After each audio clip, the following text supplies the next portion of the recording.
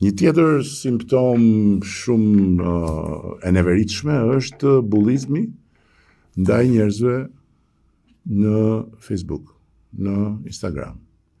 Dhe kam parë me shumë keqardhje se si një këngëtar, si Ylli Limani, një këngëtar i dashur për një mas njerëzish, nuk është këngëtar im i preferuar, unë i përkas një brezi tjetër dhe jetoj me të tjera dëshira që lidhen me muzikën, por është një këngëtar shumë i respektuar, shumë i preferuar, që ka bërë një koncert të jashtëzakonshëm në Tiranë. E kanë masakruar me sharje, me presione, me kërcënime për të anulluar koncertin. Dhe për të mos ju dhënë njerëzve kënaqësinë që të kenë një moment të bukur muzike, sepse njerëzit do të fokusohen tek protesta. Dhe kjo po ndodh me shumë njerëz, edhe me ata që kanë një opinion tjetër thjesht dhe shkruajnë postim dhe marrin të shara dhe marrin kërcënime, të cilat flasin për atë që unë kam thënë që është ditën e parë. Në këtë konglomerat, në këtë mozaik, ku ka njerëz nga të gjitha rrugët e jetës, ku ka patjetër njerëz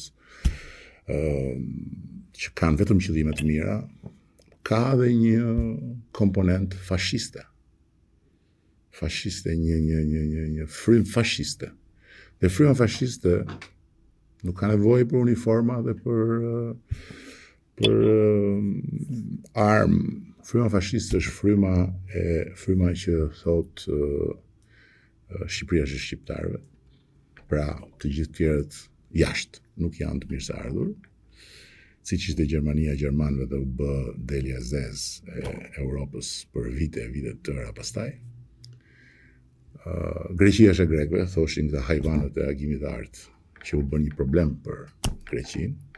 E të tjera. Fryma fashiste është kur ti thua unë dua të flas, unë dua të them atë që mendoj, unë dua të protestoj, unë dua të rrim bulevard, po unë nuk dua dhe nuk pranoj që të tjerët kenë një opinion apo një qëndrim tjetër, të tjerët duhet të çohen nga kafet, të tjerët nuk duhet të shkojnë në koncert, të tjerët nuk duhet të shkojnë në plazh, të tjerët nuk duhet të punojnë, të tjerët nuk duhet të marrin të mirat materiale nga puna e tyre, sepse duhet të jenë pjesë e kësaj gjëje. Fryma fashiste është kur nuk do të dish fare.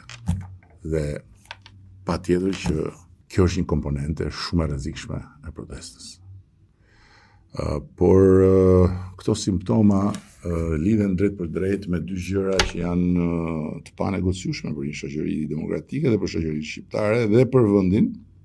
Kjo është nevoja për rritje ekonomike, nevoja për më shumë të ardhura.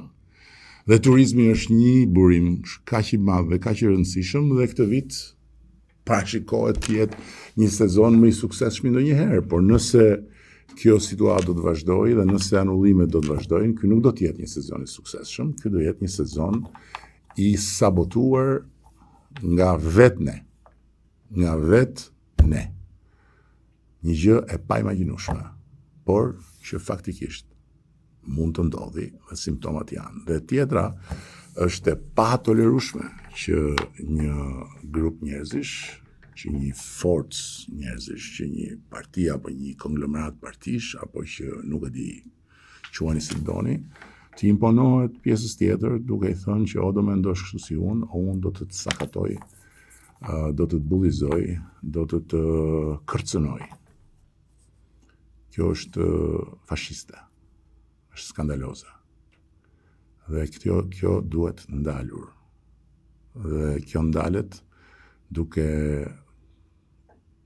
mos u tërhequr përpara këtyre lloj presioneve dhe përpara këtyre lloj hajvanëve.